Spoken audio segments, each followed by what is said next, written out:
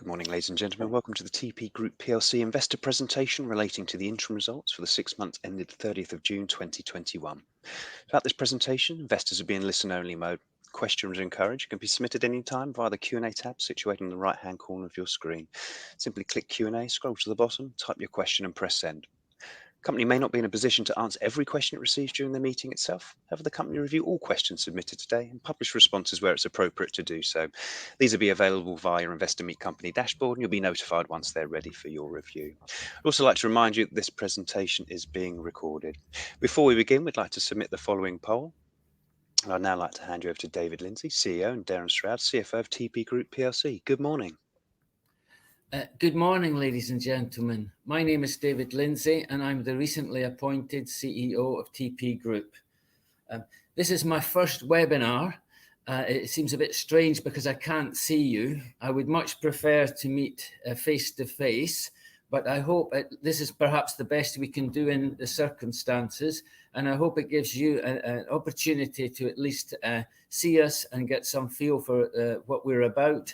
And certainly you'll have probably at least 20 minutes of questions and answers at the end, and we'll try to be as fair as possible to sort of open ourselves up to your inquiry. So I'm David Lindsay. I've had 24 years of experience of turnaround, profit improvement, and adding value to businesses in virtually all sectors. And across Europe, and I speak fluent French, I speak fluent Italian, and I think I understand very well what needs to be done within TP Group and the opportunity, which I think is significant, to add shareholder value. I mean, today really is about us trying to explain to you how we're going to increase the value of your shares. That's what this is about. Good morning, everybody. I'm Darren Stroud. I'm the CFO. I've been with the business since March 2016. Just by way of a bit of background, prior to that, I had a mix of PE, private and public company experience. Switch off video. Yeah. Okay, so now we're going to show the presentation and the content. So what we're going to deal with today, as I say, the essence of this is to explain how we intend to increase shareholder value. That is the value of your shares. Darren will then take you through some financial slides and give you the numbers. I'll explain to you what happened last week in our first management conference and the implications for the development of the business. We'll give you a basic description of each element of the business, talk about our next steps, talk about our conclusions, and then we'll submit ourselves to questions and answers from yourselves. Next slide. So it's all about adding to shareholder value. I joined as an interim CEO on the 7th of July, and I was appointed as a permanent position on the 26th. During those 19 days, I visited all of our UK sites. Unfortunately, I couldn't, because of COVID, I couldn't get into Europe. And I had about 30 one-to-one meetings that lasted about an hour each with all of our senior staff. And I was incredibly impressed with the potential that we have in this business, because TP Group is just full of talented people. I'm going to keep saying this all morning. It's all about the people. And the opportunity, if we could make sure we had good direction and leadership from the top, more management focused, it was clear that we could be successful. As a sort of statement of intent, I invested £100,000 of my own money on day one, just to show that I was aligned with shareholders. I would say, the key learnings that are in my very early days were, there was a need for leadership, focus and direction. There was a perception, I think, that from the senior staff that TP Group was more of a collection of individual companies rather than a cohesive group. Certainly there were avoidable central costs. There were good synergy opportunities, particularly across our consultancy businesses. And as I said, tremendously talented people. So I started immediately to make progress that would add shareholder value. So I streamlined our management structure. So each of our 4 principal units now has a managing director supported by a competent management team. We sorted out some of the responsibilities and were able to reduce our central costs by about £1 million a year without, in my view, in any way damaging the operating capability of the business. In fact, to the contrary, we want to make sure that we can make rapid decisions and focus on those things that are important. I undertake to answer anything within 24 hours, and our target is that we shall deal with any issue from beginning to end within 5 work days.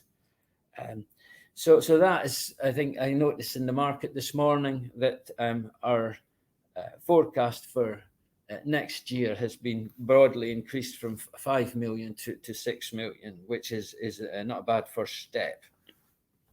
Ongoing, we will focus the business. That's a word that I'll keep using. Focus the business on which TP Group excels and eliminate all non-profitable activities. And the opportunity to share across our group to improve profitability by increasing knowledge transfer, using resource sharing, and using more common systems across the business. So overall, the outlook, I'm very optimistic about TP Group's future because, as I say, we have great people. We operate in really good markets where important clients value our services very highly. And later in the presentation, I'll amplify on these points. And now I'll hand over to Darren, who can take you through the numbers.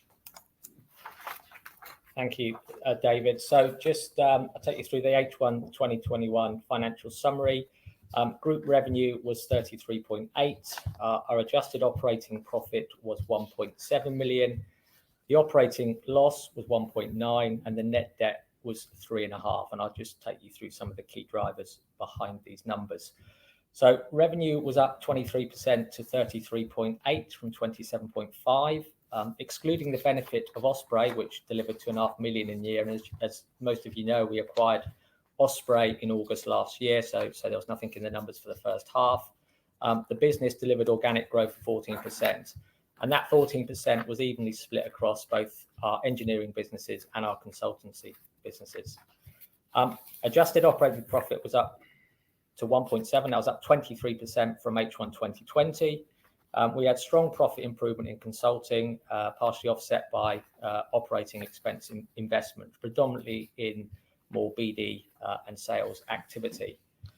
The operating loss increased to 1.9. Prior period was 1.7. It would have been a reduction in our loss to 1.4, but we incurred £500,000 of termination costs in relation to the former CEO.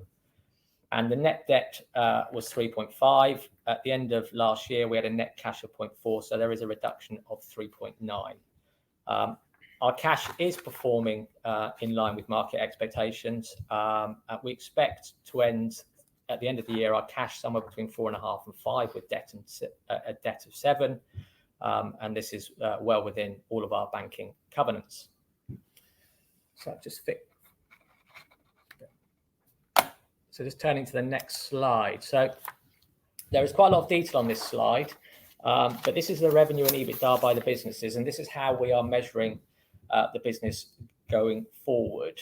I won't take you through all the numbers, but I'll just pick out key highlights. So starting at the top, so consulting. UK consulting had strong organic growth in its core markets and was up 18%. Osprey has been an excellent acquisition, delivering improved year-on-year growth. And whilst they weren't in our numbers last year, they have improved on their H1 position, their H1 pre-acquisition position by about 14%. And Sapienza is performing well from its existing contracts and clients, up 8%. Software and digital solutions, this is a relatively small part of the business, and it's broken down into 2 parts. We have North Star, which is effectively our autonomous AI and optimizer software, which David will take you through in a bit more detail later on in the presentation. But this is in an embryonic stage of development and is currently under review. There is contracts, but we're just trying to assess how to move this forward and where.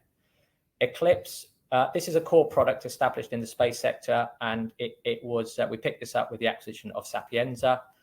It does deliver revenue and profits, and it's currently under review how best to address new markets. In engineering, the revenue was up. Maritime, valuable business with a good submarine order book and opportunities in hydrogen. It had good year-on-year growth. It grew by about 20% at the revenue level. Westec was disappointing due to product development problems. And it's worth saying that Westec is relatively small in our engineering division. Maritime makes up about 80 to 90% of the business there.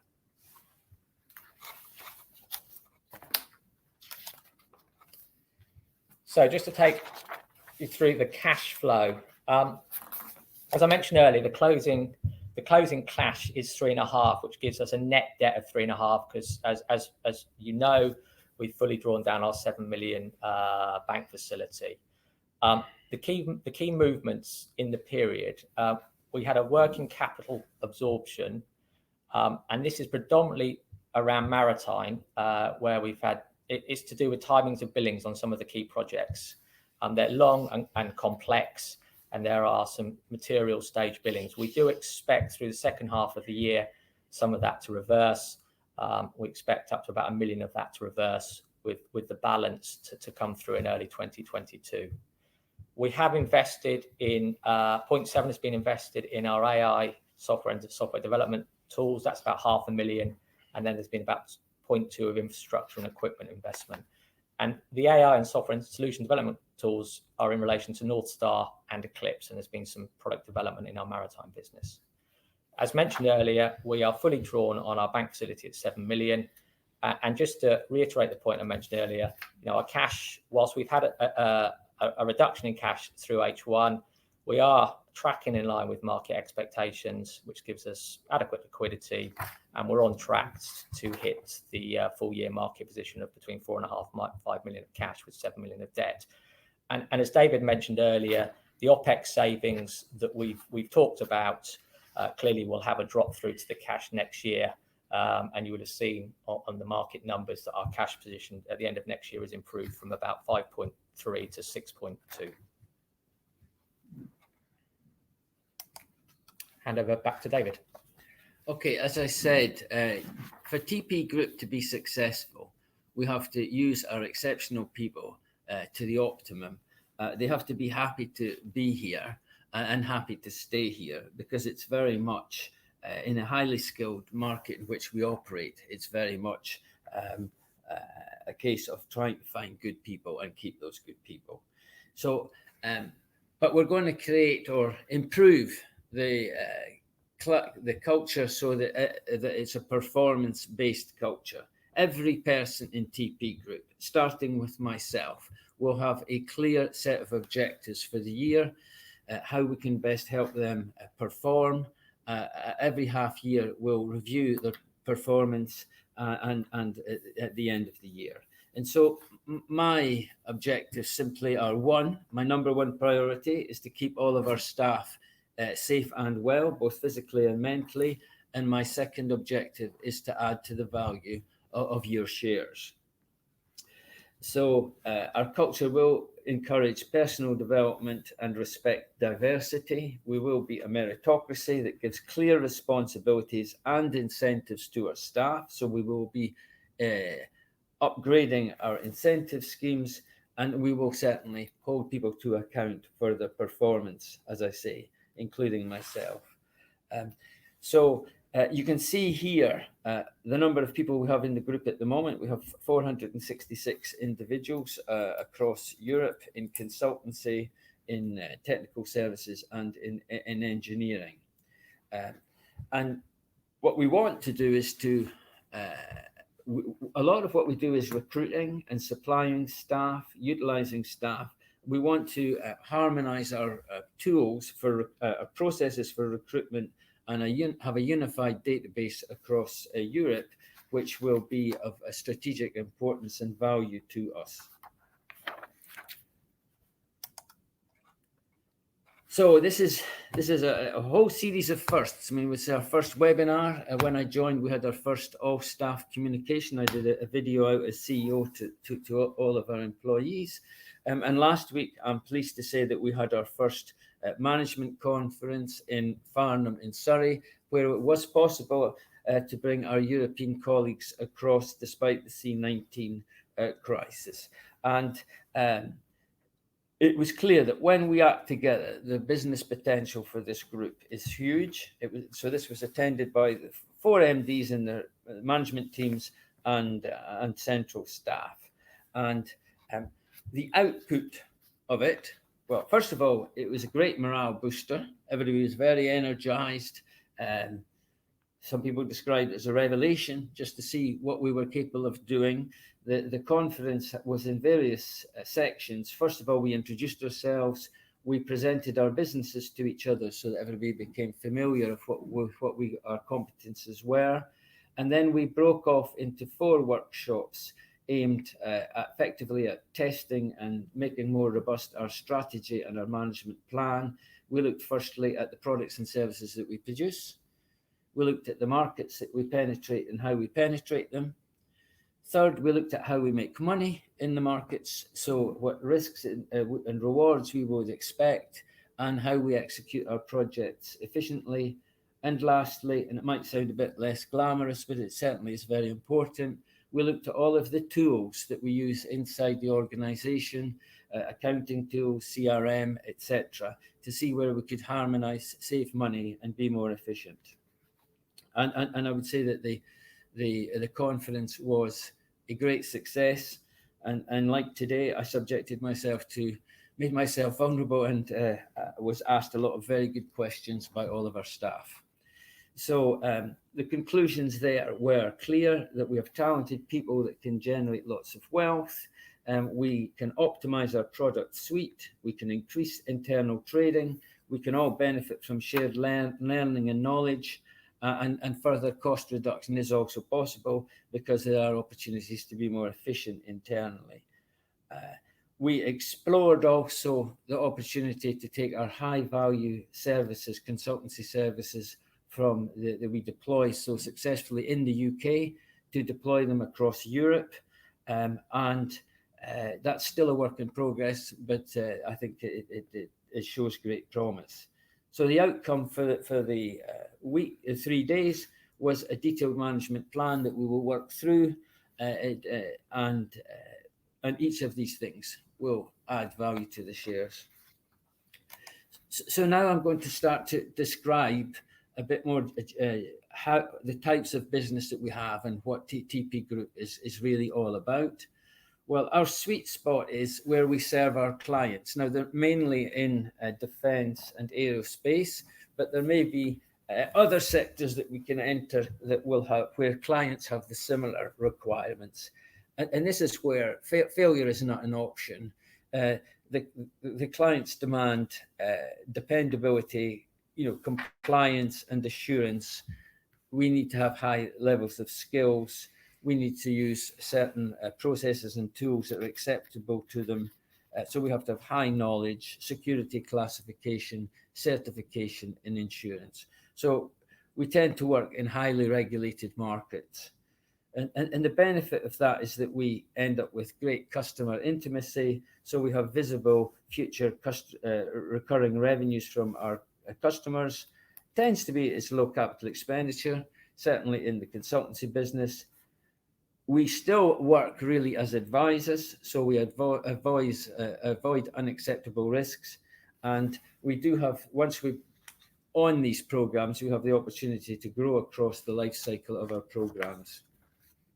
So the drivers in these industries are that our clients more and more want the dependable systems that work first time and every time, whether that be air, land, or sea.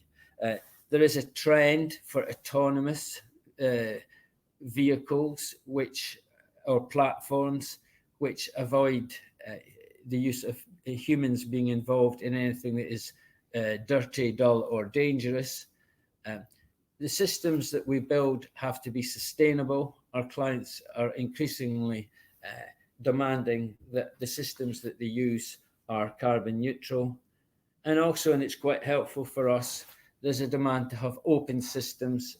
I mean, our clients are reluctant to accept turnkey systems from prime contractors where effectively the system is closed and the dependency with their supplier is great. So, examples of the sorts of systems that we're involved in are air traffic management systems. So there the trend is going to be that the sky is going to be ever more cluttered and congested, and air traffic control disciplines are necessary and safety cases are necessary, because clearly, we can't have drones bashing into aircraft. We do space systems that provide secure communications to do with positioning and Earth observation services. And we also produce secure communications for frontline soldiers. So, as I say, these are very important products and services to very important clients. And we have been successful in growing organically and inorganically. If you take the UK consulting as an example there, over 4 years, its compound annual growth is about 75%, where we provide, largely in the defence sector, we provide technical expertise that I've described, which is necessary for the delivery of large, complex and critical programs. And we do have great client intimacy. They do put a lot of trust in us, and that effectively gives us the benefit of recurring revenues through important framework agreements. And for example, early taxes is to generate the next generation of battlefield communications, and Skynet, which is the next generation of satellites for military purposes.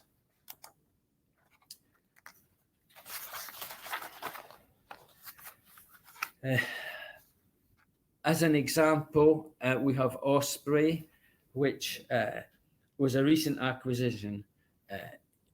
In August 2020, we bought Osprey for £3.5 million.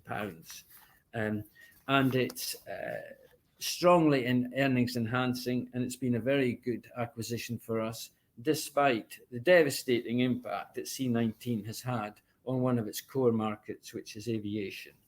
It coped with that by diversification, or at least increasing its specializations into airspace management and regulation, and it's diversified into space and drone technology. So, for instance, example clients would be in Scotland, the Highlands and Islands airports, where it's working on a project to centralise air traffic control for virtually all of the Scottish airports. Wind farms are also important clients. Every time a wind farm is created on sea or in land, a safety cases have to be worked out to ensure that the electrical footprint of the wind farm will not interfere with air traffic systems. And Britain has various projects to create spaceports, which will be effectively used to launch satellites. And Prestwick is a major candidate, and Osprey have done a lot of work with Prestwick. And so Osprey's done really well, despite the fact that one of its major client bases, which are the airports themselves, have been largely closed for business. So we're optimistic that as Osprey, for Osprey next year, because will have growth from space, and it's the classic aero market should return. So if I just pause for a second, I'm going to explain a bit how we actually make money, more money, as we move through the maturity of our businesses. So if we want to move, so Osprey as an example gave us access to aerospace, which we previously didn't have. But we're constantly trying to recruit people into our business that will add to our operating capability and our competences. And the first stage, the easiest thing to do is just to subcontract to some individuals or small SME that has that competence. Of course, that's good for growth, but our actual percentage gross margin is lower in those circumstances. But the next stage is that we hire such people, and it's also a method that as we work with people, they give us potential bolt-on acquisitions. And we've already had 3 successful bolt-on acquisitions, Osprey being the third. We had ALS and we had Polaris. So that's how we move our margins up as we become more competent and bring more of the expertise in-house. We also improve our margins as we move from sort of a time and materials basis of consultancy to actually taking much more responsibility for the delivery of output. And so at the moment, if you look at in our aviation sector, we're very high margin because it is in-house and it is very high margin, as in the case of Osprey. That is also true in defence for the programs I've already described, whereas in space in Europe, we are effectively outsourcing more of the resources, and so our margins are lower. But this is a sort of our methodology we describe as land and expand. We want to increase our competences, bring them in-house, and take more responsibilities. So if we now move on to Sapienza, which is our stepping stone into Europe, this is a provider of a substantial amount of workforce to ESA. So we provide engineering services, IT solutions to space and defence. And we also have a piece of software called Eclipse, which is a very high-end project tracking piece of software that is required in the space industry. So, examples of clients, ESA is very important, and Kinetic is an example in Kinetic Space Belgium, where we increase the efficiency of this space project. And we do have offices. Most of our employees are in the Netherlands, but we do have an office in France, Germany, Italy, and importantly, North Macedonia, which is a source of very talented and relatively cheap people. So as the opportunity in Europe, or the challenge and the opportunity in Europe, is to transfer our skills and knowledge and augment our capabilities in Europe. Being aware of the complexities of NATO, Europe, not Europe, whether we are a French company, whether we're a Netherlands company, whether we, but we will have that flexibility and seek to use the good skills in relatively cheap countries in order to improve our profitabilities. And we've had recent successes. I mean, 5G technology is a good recent example where we are effectively trading through an Italian company. The end product is French, and some of the 5G technology is being provided from our employees in Wales. So now to talk about our TPG Maritime business, which makes atmosphere management systems. I don't know if any of you were watching Vigil on Sunday night, but the great threat from the Russians was that they were going to attack the atmosphere management system of the submarine. And I jumped up because that's exactly what we produce in Portsmouth. So what we produce are life support systems for the global submarine programs. So we generate oxygen and we also remove toxic gases, including carbon monoxide and carbon dioxide. And also we have started to act as a systems integrator in clean energy systems, effectively the safe production and use of hydrogen. So examples that we have are atmosphere control systems for the next generation of Royal Navy submarines, and we are producing regenerative CO2 removal systems, scrubbing of CO2 from the atmosphere of submarines in navies that are outside Europe. And we do have our first contract, which is to produce hydrogen for train propulsion. We also have a suite of artificial intelligence software, which is known as North Star and Optimizer. This is our proprietary technology, and it's used principally for the autonomous navigation of vehicles, be they on land or sea. Optimizer is a suite of decision-making software. And we do have two, I would say, fledgling projects to use this technology. One for the USA Department of Defense, where autonomous land vehicles will be used for target practice, and also for optimizing the use of offshore oil production assets in United Arab Emirates. And I think, as Darren alluded to,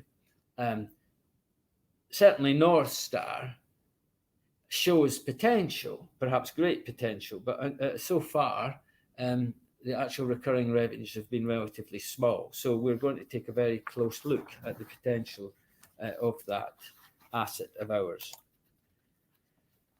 So next steps, well, we believe that we can add significant shareholder value, as I've said.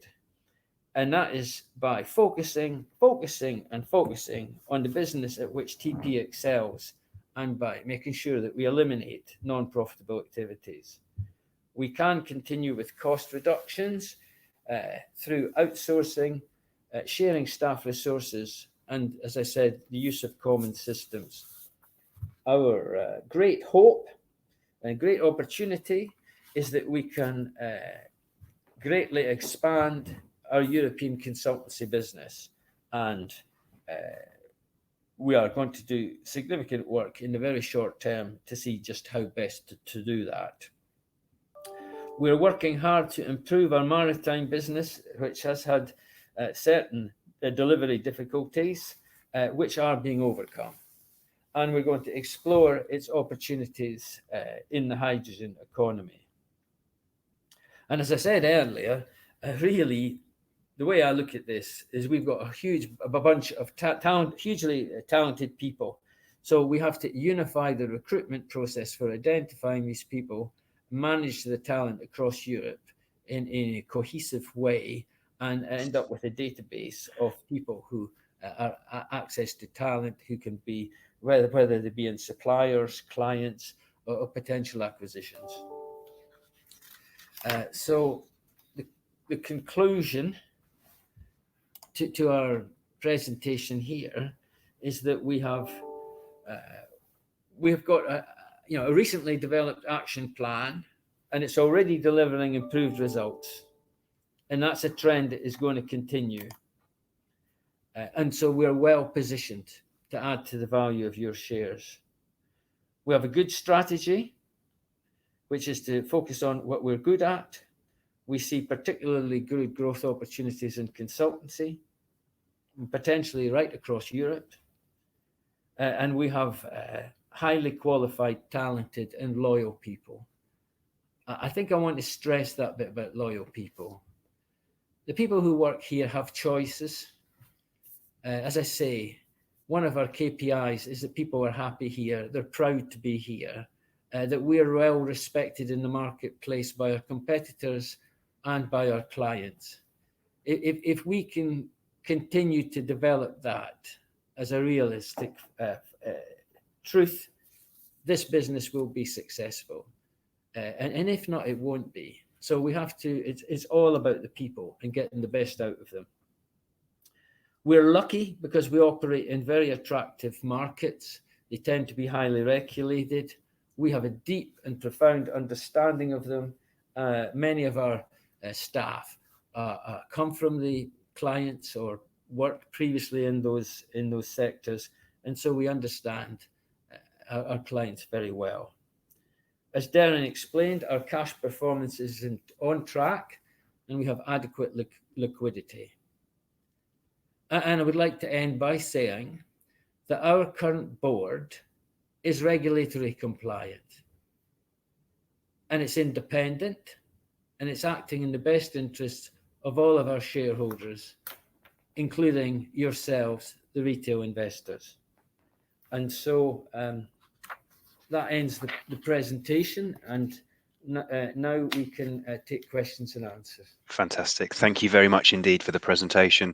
Ladies and gentlemen, please do continue to submit your questions using the Q&A tab situated on the right-hand corner of your screen. Just while the team take a few moments to review those investor questions submitted already, I'd like to remind you that recording of the presentation, along with a copy of the slides and the published Q&A, could be accessed via your investor dashboard on the Investor Meet Company platform. I'd also like to remind you that your feedback is important to the company, and immediately after the presentation is ended, you'll be redirected for the opportunity to provide feedback in order the company can better understand your views and expectations. David, Darren, before we go into some of the live questions today, we did receive a number of pre-submitted questions from investors, and perhaps if I could start the Q&A session with those. And David, if I may address the first one to you, please. It reads as follows. As a long-standing investor over many years waiting for TP Group to turn in a profit, why should I as an investor trust the company to finally show some signs of success? Okay, well, very good question. I would say my whole presentation just now has attempted to answer that question. The main points. Why? Well, we've got great people. We've got great markets. The one thing I would say that we failed to do in the past was to focus adequately on those things that were really important, where we had the best opportunities. And to give enough clarity, I'm trying to give greater clarity to the organization in everything I say and everything I do. So we've matching up responsibilities, empowerment, and measurement of results. So we've got 4 managing directors now, each of which heads up a team that is completely responsible for delivering the results. So we have John Constable, who heads up a team for the maritime business, Luke Tucker, who does UK consultancy. We have Michelle, who's running Sapienza, and we also have Rich Conley, who runs Osprey, each of which has an adequate team. And we intend to empower them. We have clear rules, and the centre will be very small. It'll be Darren and myself and not much else. And we will be very reactive, proactive in making sure the management, the business is run well. Fantastic. Thank you there, David. Darren, if I may just address the next one to you. Is there any reason why the only directors not to invest in the company are the chairman, Andrew McCree, and Philip Holland?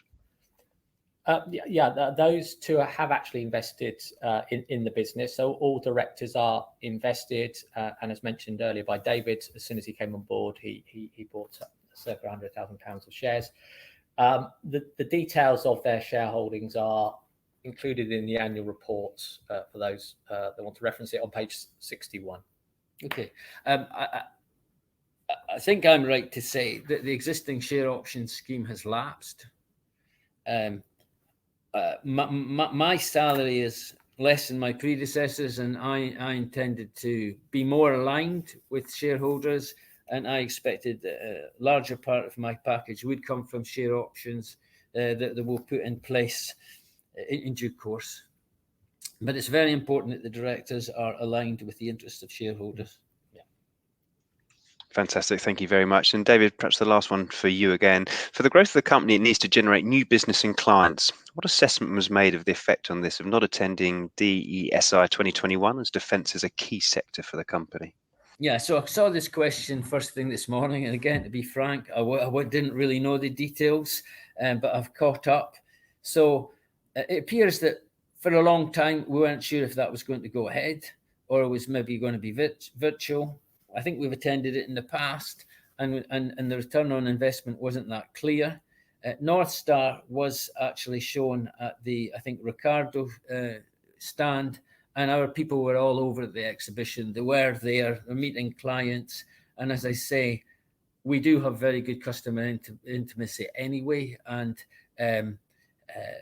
our business is growing. We're constantly getting a bigger share of wallet on the major programs, because we basically deliver. We do what we say we're going to do when we say we're going to do it, how we say we're going to do it, and that's another one of our mantras. But I'll take it away. I haven't had time to look at the plan for all of the exhibitions coming up, and with our staff here, we'll check, make sure that we don't drop the ball anywhere. That's fantastic. Thank you very much indeed for addressing those pre-submitted questions. If I may, could I just ask you just to click on that Q&A tab, and we can move on to some of the live questions we've had through today. Just where appropriate to do so, if you could read out the question and give your response, that'd be fantastic. Yeah, so let me, I'll pick up these, David, I'll read them out. So we've got a few here. So you've identified measures that will move market forecast for 2022 to 6.1 adjusted operating profit. Are you comfortable with that number? I mean, I can talk, and David, feel free. Well, I'll give the answer. Yeah. Yes, we are. Yes, absolutely, very comfortable with that. We've had a number of 2 or 3 questions coming in with regards to the non-operating costs in relation to the ex-CEO's costs of 0.5 million. I think it's just worth clarifying That's easy too. We've had a number of questions asking about the exit cost of the previous CEO. That is very clear. That was a contractual entitlement, and that contractual entitlement was established many years ago, and it's as simple as that. Okay. So there have been a number of questions, and I won't read them all out. And I think we've addressed this in the presentation, just in relation to going concern and liquidity and bank covenants. I think it's just worth reiterating that we understand there's been some cash drain in the first half of the year, but as we've said on a number of occasions, cash is in track in line with market expectations. We're forecasting to have cash at the back end of the year between 4.5 and 5, and then improving through 2022. And that will improve the net debt position by year end. We'll be covenant compliant, and we'll have that gives us sufficient liquidity to run and manage the business and execute on the strategy. So yes, we're very comfortable with that position. I say that should address a number of questions that we've had coming through. David, one of the other questions here is in relation to Sapienza, and I think it's quite important actually to bring up the point around Eclipse and how the billing works with relation to that. Well, you do that one. Yeah. So it's a question in here about the Sapienza business and Eclipse being a drain on the business. The Eclipse numbers are skewed slightly because in the second half of the year, we have a material billing to ESA for their annual license renewal, which is in the region of £600,000. And that is at the end of December. Excuse me. And because it's a license billing, that drops straight through to the bottom line at that point in time. So there will be in December a significant amount of profit taken for that annual license billing. It doesn't get spread because it's a license that sits on their servers. So that's why if you look at H1, the Eclipse revenues look slightly skewed. But in reality, once you get through the end of the year, it makes reasonable profit. And there is some interesting opportunities in the pipeline to sell that existing Eclipse software. Yeah, I mean, I'll add to that. I have said that, increasing our profitability is making sure that we do what we're best at. The group is fortunate in the fact that we've got IPR that we own around North Star and Eclipse, both of which we inherited in previous acquisitions. So that's great, but we need to do a detailed study of how we best monetize that, because there are potentially licensing opportunities, etc. Certainly in North Star, our tactic so far has been to try to pursue kind of turnkey projects, and the trouble with them is that their timing moves. So we're going to take a hard look at this and see what is the best future. These should be assets, they should be valuable, but we need to check this.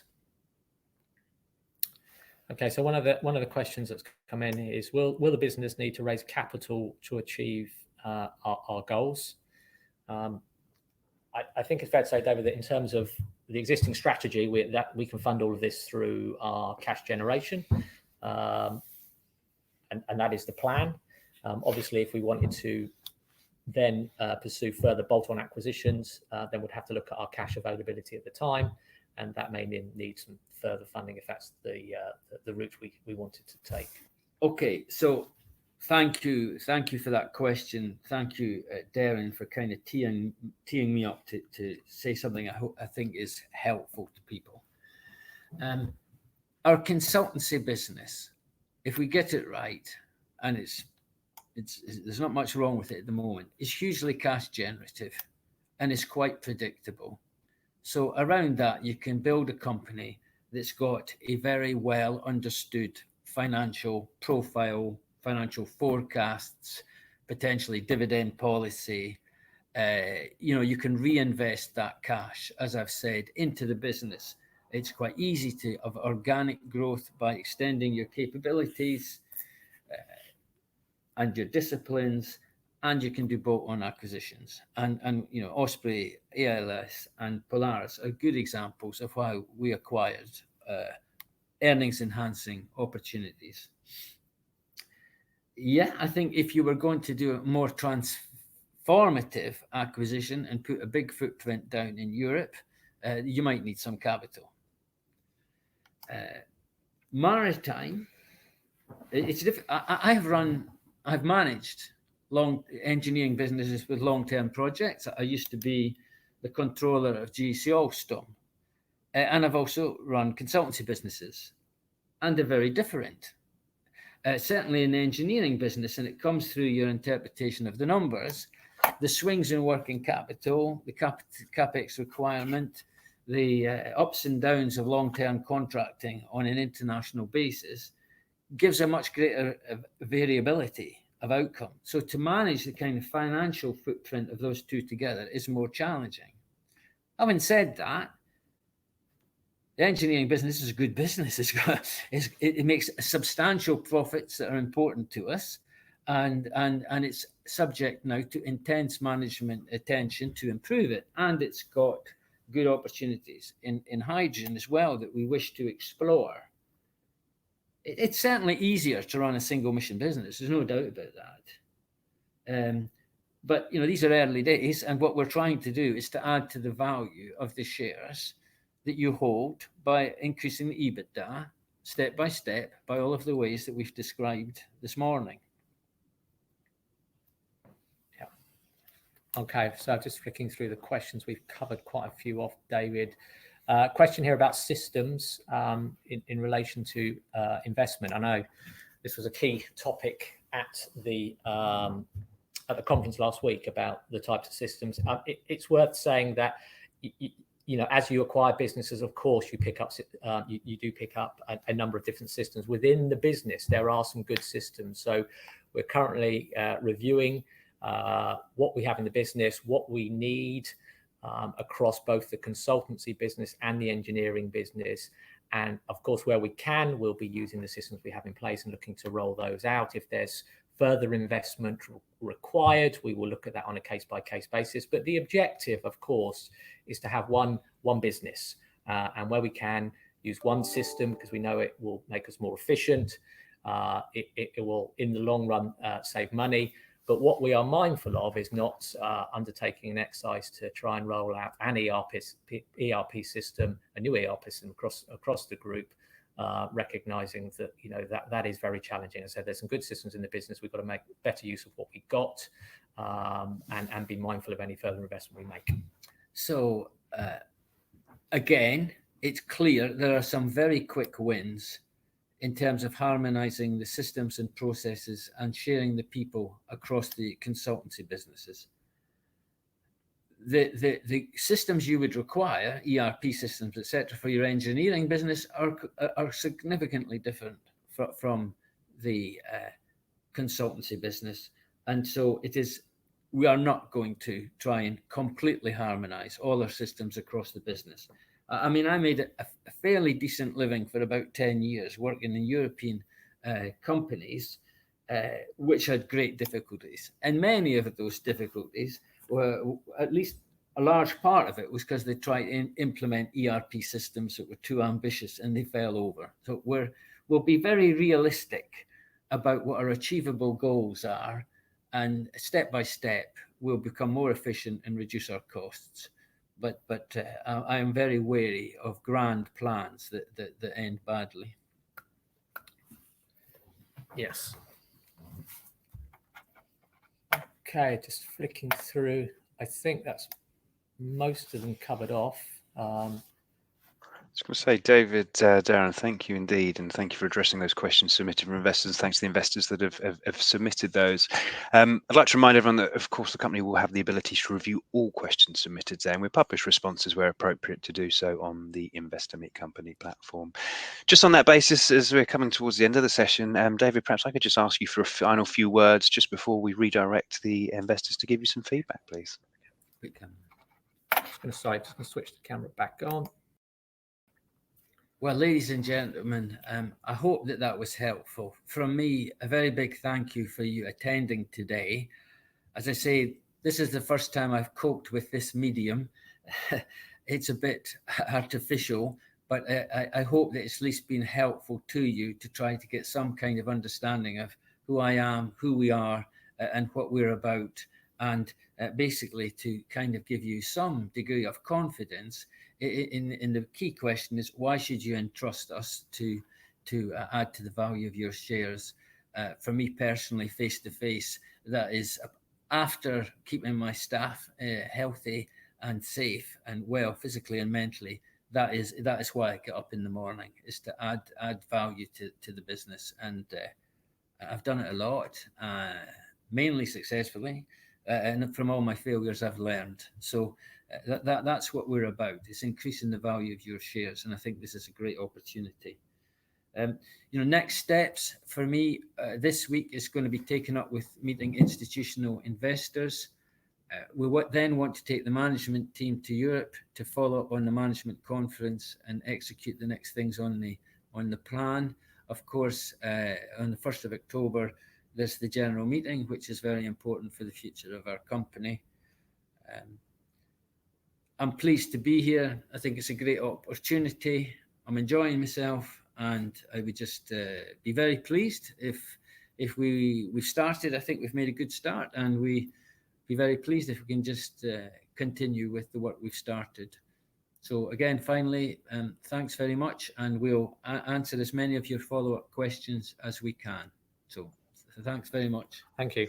Thank you, David, Darren. Thank you indeed for updating investors today. Could I please ask investors not to close the session? It should be automatically redirected for the opportunity to provide your feedback in order that the management team can better understand your views and expectations. This will only take a few moments and is greatly valued by the company. On behalf of the management team of TP Group PLC, we'd like to thank you for attending today's presentation. That concludes today's session. Thank you and good morning.